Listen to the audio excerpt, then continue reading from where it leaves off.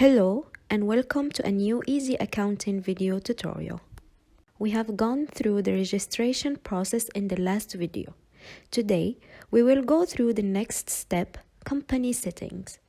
Let's scroll down to the end of the menu and click on Company Settings. We can see the first title is also Company Settings. We click on it and we get this page. The first tab is Company Information. We can see the information that we entered during the registration. We can edit it, and we can also add more information as this will be used for our bills and invoices. We can add the business license number, TIN number, VRN number, certificate of incorporation number and expiry date. Once we are satisfied with the information, we click on Save Settings. The second tab is Settings. Here we can choose the prefixes and the numbers we want each document to start with. You can choose any prefix and number as per your company preferences. When you will start making transactions, these numbers will automatically increment. Once done with all the fields, do not forget to click on Save Settings. Next tab is Financial Settings. Here you can choose the start of your financial year. The system suggests the start of the current year, but you can change it to your actual financial year starting date. Same goes for tax year starting.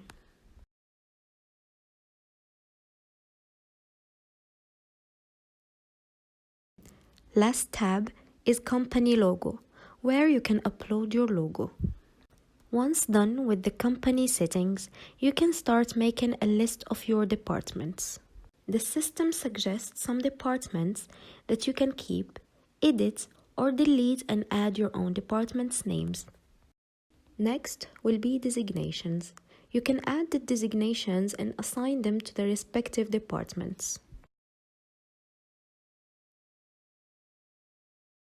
Locations is where you can add the list of your company's locations, like showrooms, warehouses, offices, etc. This will serve with inventory, stock, and assets operations. In product units, we can add all the units we want to work with: piece, kilograms, grams, meter, centimeter, etc. For service business, you can also add hours, days, etc.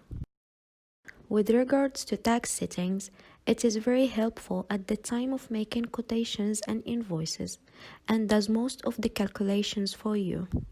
However, our system is very flexible and you can always type the VAT rate directly while making an invoice, a quotation, a purchase order, or a supplier bill.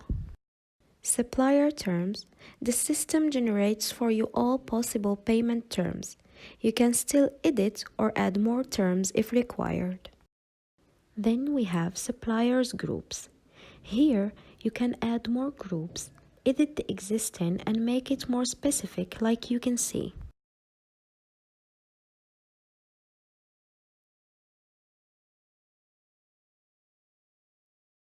Customers terms and groups are also generated, and what we have done with suppliers goes for customers.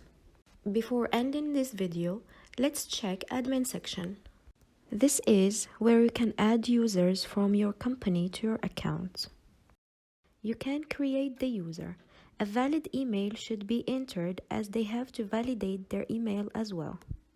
You can enter a password that also should be minimum 8 characters or digits or a mix of both, and choose active or inactive, then press save. The user will receive the email and you can give them the password that you have entered. You can always go back and edit the user status, name or password if required. Last step in this video is the access control.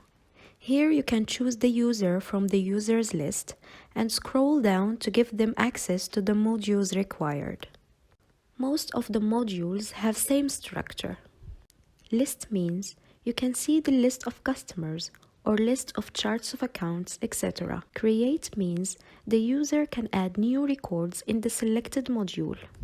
Edit means the user can update informations already entered by him or by another user. Delete means this user has the right to delete records from the selected module.